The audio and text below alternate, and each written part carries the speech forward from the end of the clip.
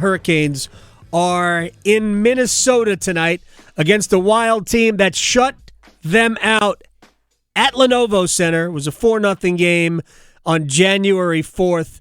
Their top line of Zuccarello, Boldy, and Marco Rossi were off the charts in that game.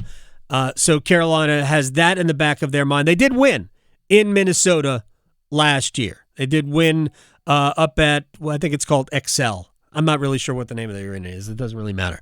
Anyway, we talked to Rod Brind'Amour a couple of minutes ago about the game. Let's start with an infirmary status. Is everybody ready to go? I think so. It's always questionable when we show up at the rink, but right now I think we got a full group. All right. Is it back to 12-6 as a result of that? More than likely.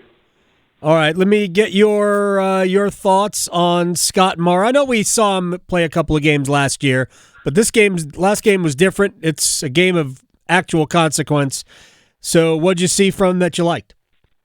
I thought he was fine. We didn't get a ton of minutes. Right. We'll probably have to get him in a game, play him, for a little more rotational. He didn't really get a ton of action, but he was fine. I think we know we have there. I mean, he did get skated on the last goal a little bit, but that's a learning curve, and that's why you want to have him up in these situations. And whether I don't think he'll play tonight, but we have another game here before our break, so we'll see if we get him in that one.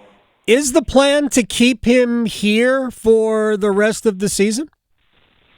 I don't think we have a plan. I think it was just we knew we had the day we're off to, and we wanted to take a look at him. We're certainly not going to not play him and have him sit around. I mean, right. That's not going to happen. So this is good to come up. And even if he sits for a couple games and watches and learns, that's good for him. But we need him playing on a regular basis. Yeah. So when Saturday's done, he goes back to the American Hockey League and he plays heavy minutes for the Chicago Wolves. How do you look at the power play? It scored. It didn't count, but it scored. Does it matter that somebody on the power play scored?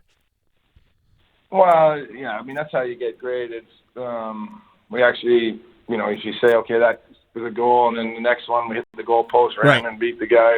He'd be 2 for 2. Everyone's going, you got a great power play. So, it's tough to gauge the last little stretch because we really haven't had a lot of power play time. We've had 1 or 2, and the other night we had 1.5 because we took a penalty. Right. So that was, we got to get in a little more rhythm.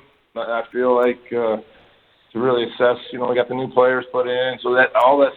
You really notice it on power plays because everybody has such a responsibility and everybody's kind of doing new things. So hopefully we can get a few more looks and a little more rhythm in that because obviously we got to get that clicking. Yeah, one of the things that is obviously missed is Martin Necas's ability to enter the zone with that kind of speed. Sebastian Aho can do it. And I think Seth Jarvis can do it, but Marty was a one-man entry by himself. Mikko likes to operate below the goal line. Do you like that element? Yeah, no, he's a heavy player when he gets puck down there. I mean, I think that's his skill set. It's it's not going end to end. That's not where we're going to see flashes of him. I think it's more in the O zone, which that's where it's hard to score goals. That's kind of I think what he does well, and he's been really.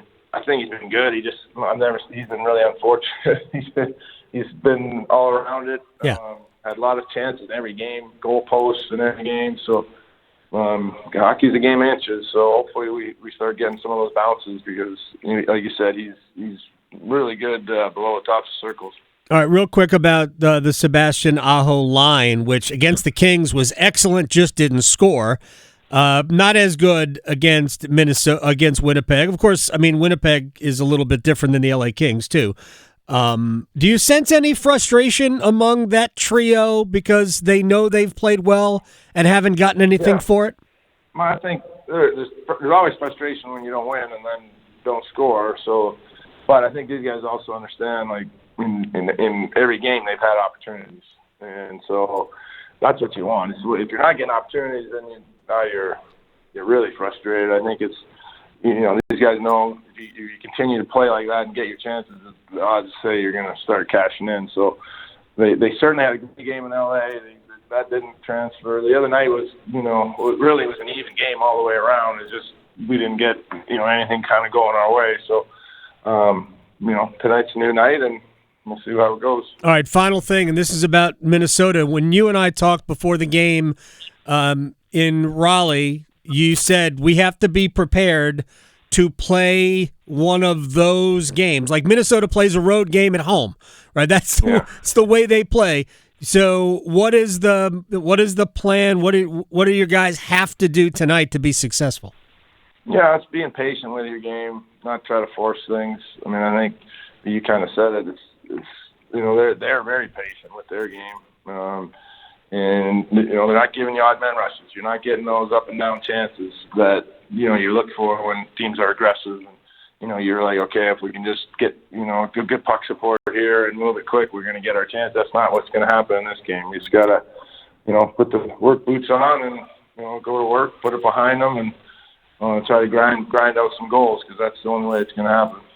All right, good luck against the Wild. We'll see you Saturday for the final game before the Four Nations tournament. You got it. Thanks, buddy.